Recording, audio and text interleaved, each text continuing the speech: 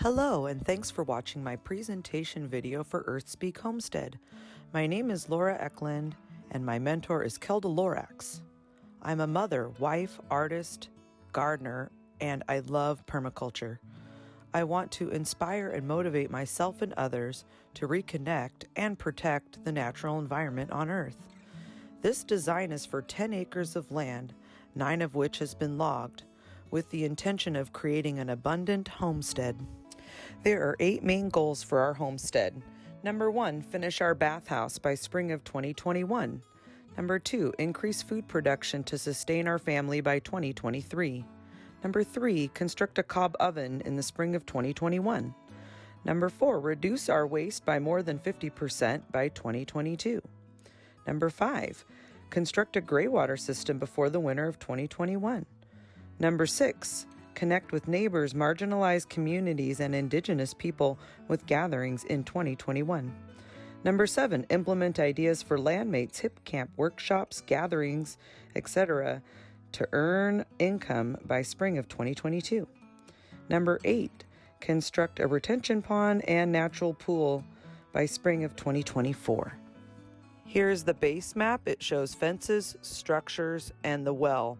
The social map shows my connections to people. The zones show areas that we occupy and how frequent. The social zones show the spectrum of people in my life and the amount of time we spend together. The sectors include the sun's path and longest contour line, water movement and predominant wind direction to the west. Zooming out, this topographical map shows that water runs to the northwest, north, and east.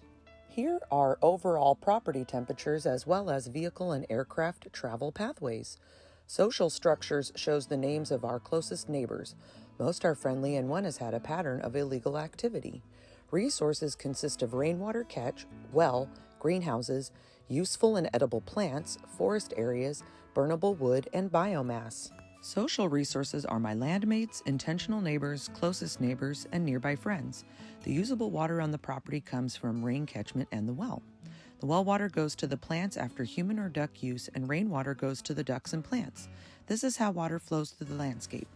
The current components and connections are compost, from animal and human manure to the garden for fruit and vegetable production, burnable trash for fires, a shipping container and shed for storage, a greenhouse, rain catchment for ducks and garden, with well as a backup, kids' play area and construction workshop, tiny house and campers for human housing. Edges exist along remaining forested areas, where logged areas meet excavated areas, and along garden and animal fence lines. Microclimates are cooler along forest and garden edges, and hotter in the greenhouse and excavated areas. Humans mainly travel from the garden to other structures, to compost areas, to animal areas, to water sources, and to the play area.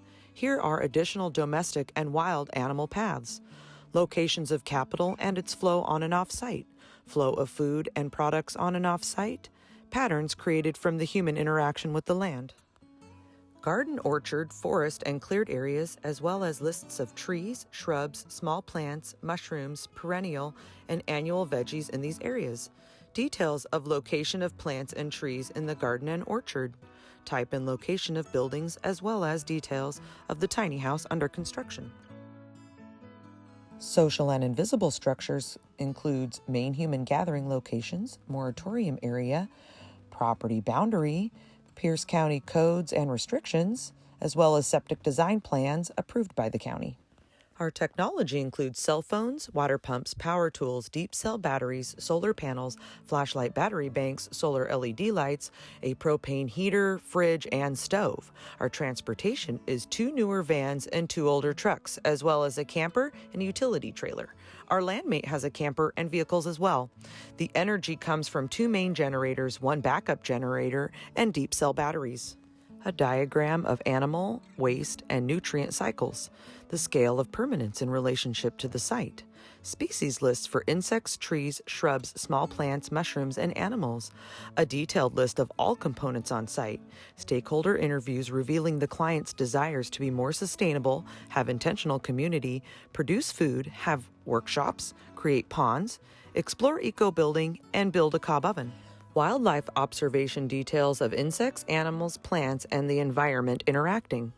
Soil samples, their locations and descriptions, the before and after of the water and ribbon tests, weather observations based on location, seasonal temperatures, and rainfall, additional observations outlining location, ownership, neighborhood duties, previous owners, land history, local economic diversity, energy cycles on site, areas of growth, patterns, invisible structures, potential problems, hardships, relationships and interactions with landmates and neighbors. Additional social observations about my neighbors and nearby friends. Personal boundaries assessment, such as having relaxation time and adequate living accommodations. Other boundaries like weather conditions or county codes. This assessment also includes my inner landscape analysis. Lastly, a list of all the site's resources. Here is the implementation phases for the design. Starting with goal number 1, to finish the bathhouse. Matt will oversee this project.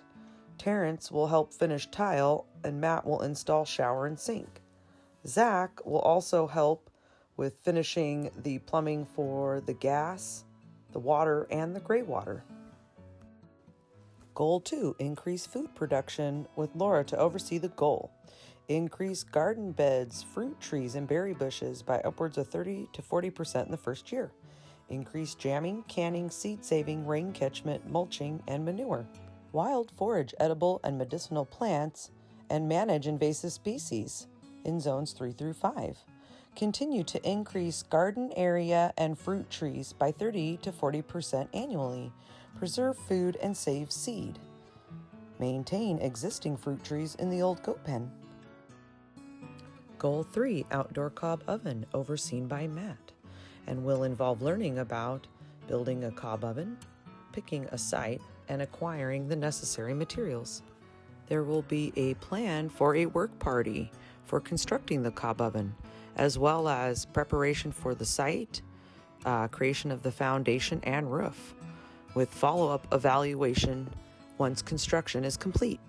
Goal 4, reduce landfill waste by more than half by 2022, overseen by Laura.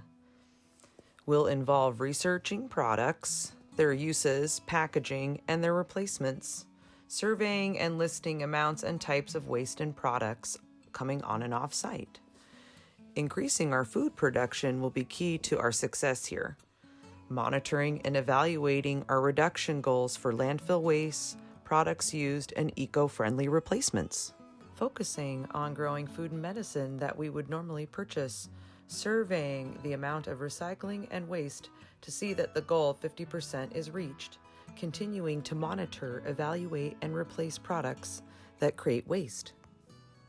Goal 5, create clean and gray water system before winter of 2021, to be overseen by Matt and Laura. We will go over gray and fresh water plans, prepare the site for the install of the fresh and gray water lines, and gray water treatment tub.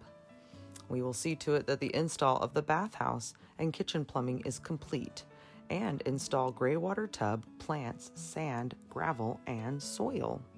We will also install water lines and the tank on the hill, as well as the rain catch roof. Finally, we will connect all plumbing and test the entire system. Goal 6, connect with neighbors, nearby friends, marginalized communities, and Indigenous people through gathers and workshops starting in 2021, to be overseen by Matt and Laura. We begin by looking for opportunity in the community to connect with others and start planning an Indigenous-led basket weaving workshop with my neighbor, Linda DeSantis. We will discuss event details and person to lead the workshop. Create wheelchair access for bathrooms and shelters. Create details for a budget or a sliding scale payment. I will also connect with my friend Madison to plan women's art retreats. We will expand on accommodation areas for disabled people, connect Earthspeak and Linda's property Bare Bones with trails. I will also reach out to neighbors Yoa and Sioma to collaborate on workshops and events in the future. Goal 7, expand on ideas to have hip camp, workshops, and areas to rent or lease to earn income by spring of 2022, to be overseen by Matt and Laura. We will brainstorm potential locations and amenities needed, research and visit other small homesteads and camps, organize events for interested homesteaders, and talk with current landmates about boundaries, roles, and goals. Define future landmates' desired qualities and overall headcount. Increase gathering areas and add community kitchen. Add furniture and washing areas. Mark or clear spaces for people to camp and live. Add vehicle access road for small cars, trailers, and tent sites. Add trails.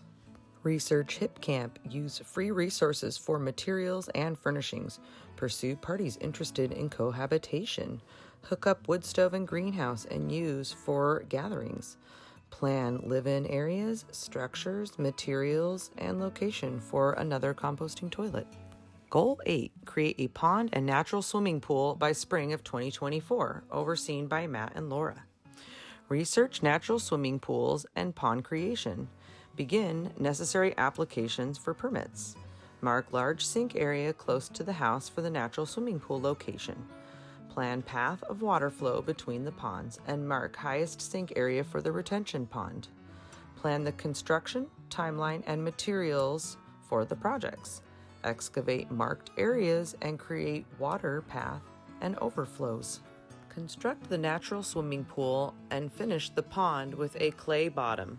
Check for a watertight seal and test the water flow through the entire system.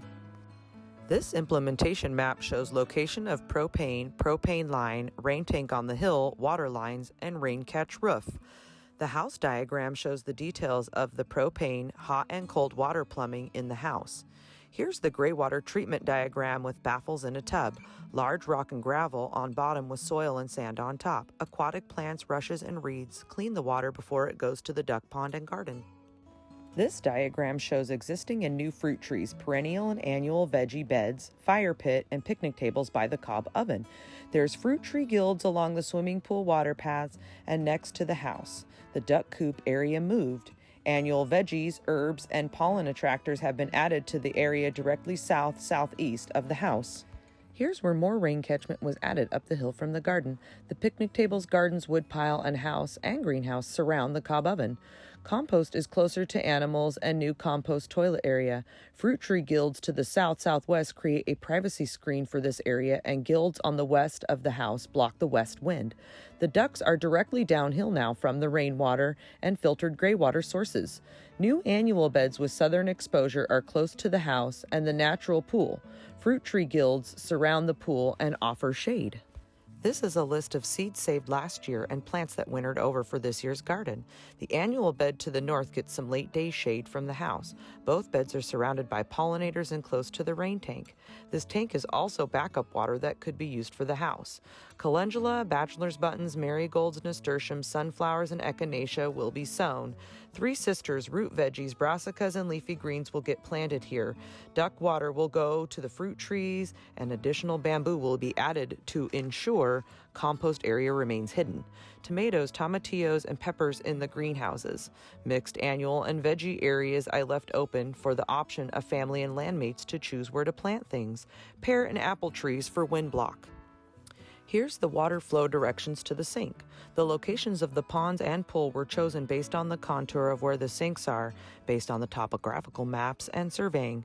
For fruit tree guilds, we chose trees and plants that will do well in this climate, are medicinal or useful, and grow well together. That includes apple, plum, cherry, mulberry, pawpaw, pear, fig, aronia, serviceberry, gumi, goji, black elderberry, currants, and blueberry, hazelnut, walnut, and chestnut, comfrey, nasturtiums, fennel, calendula, echinacea, and leeks. These are the potential trails. We added 3 open areas for camps and 3 bell tent sites for rent. There's an outdoor shower, restrooms, and vehicle access road. Bathrooms and shower are close to the main road for easy maintenance. The trails expand to bare bones. Here's the fun map I drew for visitors and friends. Here's the map Linda drew of bare bones. Basket weaving workshop concept map includes who's leading the workshop, facilitators and volunteers, reaching attendees, bathrooms, water stations and food, camps and trails maintained, and seasonal supplies harvesting. Cost breakdown concept map for event includes monitoring compensation per person per day for management of restrooms, water, camp, and gathering areas, cost of land purchase to landowner, payment to person leading workshop, materials, meals, first aid supplies, and commuting if included. Here's the zones after implementation. The zones have expanded to accommodate the added gather sites, vehicle access, restrooms, trails, ponds, gardens, and foraging, as well as connecting to bare bones. The main maintenance plan is to live on site full-time. Matt and I are the sole stewards and plan to see all projects through, troubleshooting, resolving issues, researching solutions, and implementing new goals and phases to apply new solutions, potentially scrapping projects and starting the Groberdine process over again. In the event we can't be here, we will look to landmates, family, and friends to continue and carry out project designs and steward the land. Permaculture design takes patience and attention to detail, and this is my first online course. The videos with each teacher helped a lot. The most difficult challenge was switching from Google Docs to Google Slides to prepare this presentation. The upside is going over the material several times. Permaculture is nonlinear and ever evolving. There's already evaluations of this design and changes to be made. The other big challenge in creating this design was it was happening in real time while I was living on site.